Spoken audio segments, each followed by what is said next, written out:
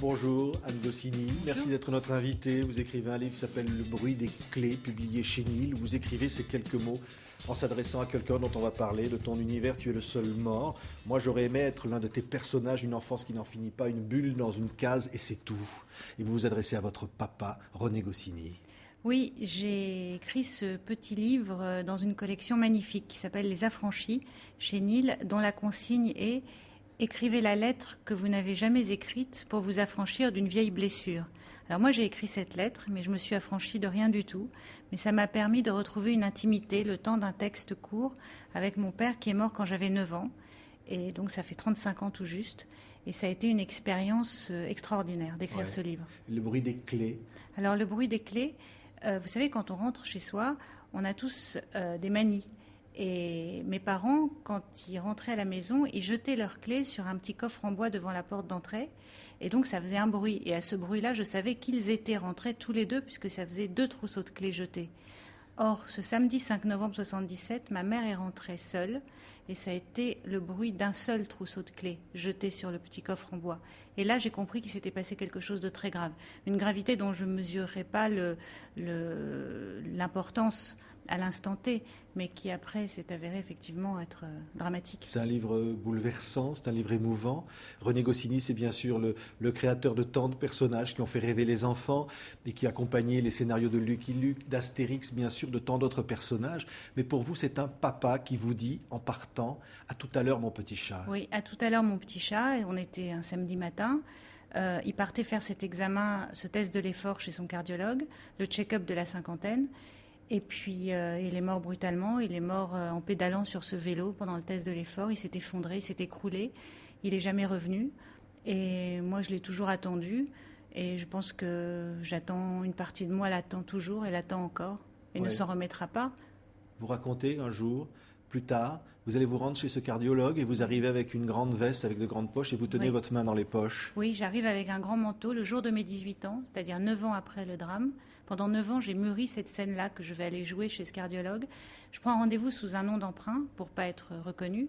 Et j'arrive avec un grand manteau bleu marine qui appartenait à ma mère, qui avait la particularité d'avoir des grandes poches. Et je garde une main dans une des poches. Et j'arrive et je dis au cardiologue, voilà, je suis venue pour vous buter. Et là, le type me dit, j'attendais votre visite, de toute façon, il faut qu'on en parle. Et il n'a pas cru, bien sûr, que j'allais le tuer, mais je l'ai laissé quand même croire. Et à la fin, il a eu très, très, très peur. Et bien sûr, j'ai rien fait du tout, je suis repartie. Et le soir, j'ai fêté mes 18 ans. Mais d'avoir pu faire ça, et surtout de pouvoir le dire à ma mère, voilà, j'ai été le voir, il a eu peur, j'ai pu en parler avec lui, ça a été quelque chose de très important. Et il m'a dit cette chose incroyable. Il m'a dit, quand je lui ai dit combien je vous dois, d'une façon très ironique, il m'a dit, mais vous ne me devez rien. D'ailleurs, je n'ai jamais rien reçu de votre famille. C'est incroyable. C'est incroyable. Ouais. Et évidemment, vous racontez à votre père, puisque cette lettre lui est adressée, tout ce qui s'est passé après. Oui, c'est un exercice aussi qui m'a intéressée. C'est-à-dire que mon père est mort ce 5 novembre 1977, et à partir du 6 novembre, je raconte. Je raconte le premier week-end sans lui, je raconte les premières vacances sans lui.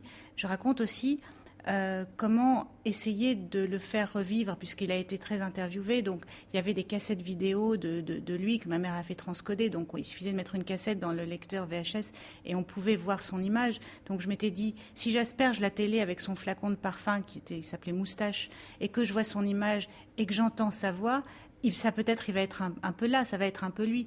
Or non, bien sûr que non, c'était pas lui. Donc j'ai mis en place tout un système pour me construire sans lui, de transfert en transfert, allant de Georges Brassens à Jean Ferrat, à Mozart, enfin, en me construisant avec la musique, avec les chansons, avec des textes d'auteurs, en tombant amoureuse d'Athos.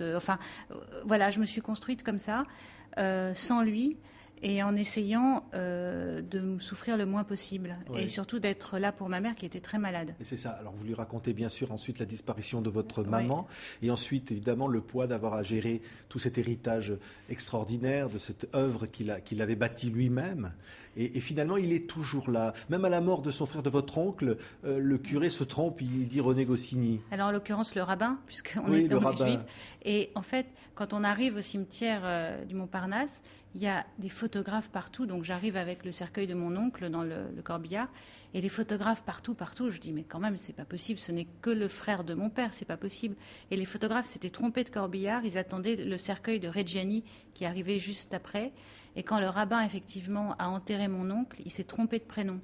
Il a enterré mon père une deuxième fois. Donc mon oncle aura vécu dans l'ombre de mon père toute sa vie, et même à l'instant du dernier instant, aura eu comme prénom celui de son frère. Donc c'est tout ça que j'ai eu envie de raconter, avec des mots sobres, des mots simples, une grammaire épurée, des phrases souvent courtes, un peu comme on a du mal à respirer quand on veut aller vite, parce que je savais que j'avais peu de temps, j'avais 80 pages, c'est peu, et donc les phrases sont souvent nominales. Je voulais qu'on ressente cette urgence en lisant ce texte. Oui, et vous lui racontez bien sûr le succès d'Astérix, le succès des personnages, dont le plus célèbre, vous ne le citez pas, vous dites son plus célèbre personnage qui continue de vivre, et puis vous lui racontez toute cette aventure incroyable de votre vie, vos enfants qui arrivent. Mes enfants, bien sûr, qui sont la plus belle chose que j'ai faite, Simon et Salomé.